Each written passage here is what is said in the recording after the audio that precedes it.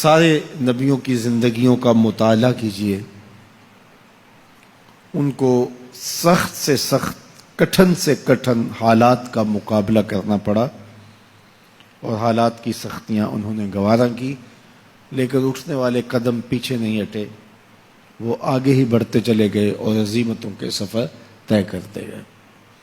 سب سے زیادہ مشکل اور کٹھن حالات میرے اور آپ کے آقا و مولا حضور نبی رحمت صلی اللہ علیہ وآلہ وسلم کو ملے، اور حالات کا جبر حضور کو سہنا پڑا، تلخیاں گوارا کرنی پڑی۔ پیدا ہوئے تو باپ کا سایہ سر پہ نہیں تھا، 6 سال کی عمر تھی کہ ماں انتقال کر گئی۔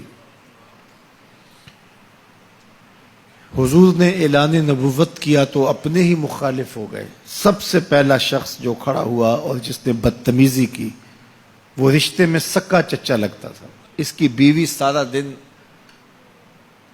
جا کے جنگل میں کانٹے جمع کرتی تھی، ام جمیل، اور جن راہوں سے حضور نے گزرنا ہوتا ان راہوں میں بکھیر دیتی کہ پاؤں زخمی ہوں گے اور منزل پہ پہنچ نہیں سکیں گے، لیکن میرے حضور گھر سے نکلتے ہیں، ان کانٹوں سے بچ کے گزرتے ہیں اور ان گڑھوں سے بچ کے گزرتے ہیں اور پھر بھی ان تک پہنچ جاتے ہیں۔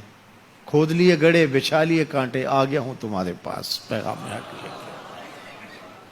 عقبہ بن ابی معیط حضور کے گلے میں کپڑا ڈال کے تاؤ دیتا ہے، حضور کے گھر کے سامنے کوڑا پھینک جاتے ہیں، اجنیاں حضور علیہ الصلوۃ والسلام کے بدن میں حالت سجدہ میں ڈال دی جاتی ہیں۔ اور یہ وہی ایام ہیں کہ حضور کا شفیق چچا کفار کی ریشہ دوانیاں بڑھتی ہیں تو بولتے ہیں، کل ما اجبتا، میرے بھتیجے جو تمہارے من میں آتا ہے کہو، میں جو ہوں تمہاری پشت پہ کھڑا ہوں میں۔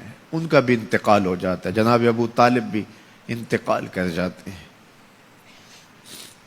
ایک ایسی ہستی جو حضور پہ جان نچھاور کرتی ہیں اور کوئی بھی تکلیف ہوتی ہے تو حضور ان سے بات کرتے ہیں تو دل کا بوجھ ہلکا ہوتا ہے، وہ ہے زوجہ رسول سیدہ خدیجۃ الکبریٰ رضی اللہ تعالی عنہا۔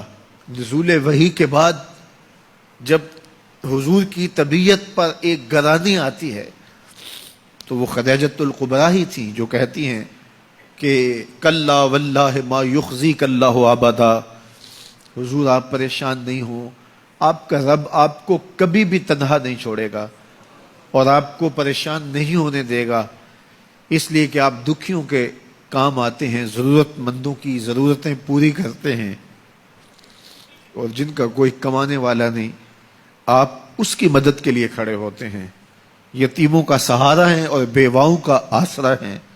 آپ کا رب آپ کو کبھی بھی پریشان نہیں ہونے دے گا۔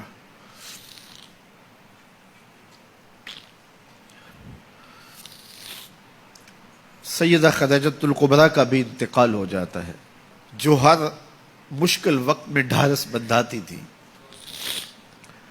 پشت پہ سایہ بن کے نگہبانی کا فریضہ انجام دینے والے چچا بھی انتقال کر جاتے ہیں۔ عقبہ بن ابی معیط کی بدتمیزیاں بڑھ جاتی ہیں، راہوں میں کانٹے بچھتے چلے جاتے ہیں، گڑھے کھودے چلے جاتے ہیں، ادھر حضور کے غلاموں کو پکڑ کے چوراہوں میں لٹا کر کے کوڑے مارے جاتے ہیں، چکیاں پسوائی جاتی ہیں۔ حضور گزرتے ہیں تو عمار ابن یاسر کے خاندان کے ساتھ تکلیفوں کے پہاڑ ٹوٹے ہوئے ہیں۔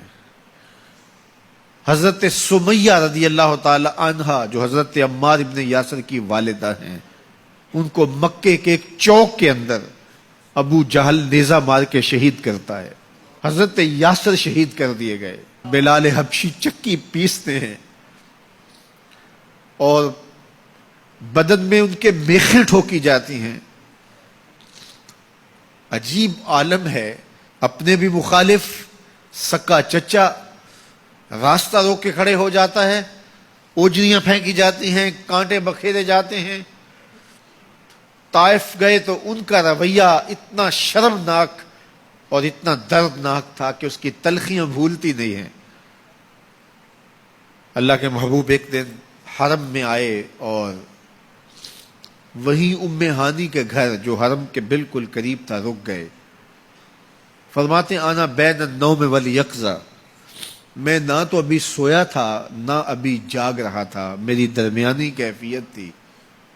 تو فرماتے ہیں کہ میں اپنی چچا زاد بہن ام ہانی کے گھر میں تھا کہ جبریل براق لے کے آ گئے اور آ کے سندیسہ دیتے ہیں ان اللہ اشتاق الی لقائک یا رسول اللہ، محبوب زمانے کے دکھوں نے آپ کو گھیر لیا ہے اور تکلیفیں حد سے تجاوز کر گئی ہیں۔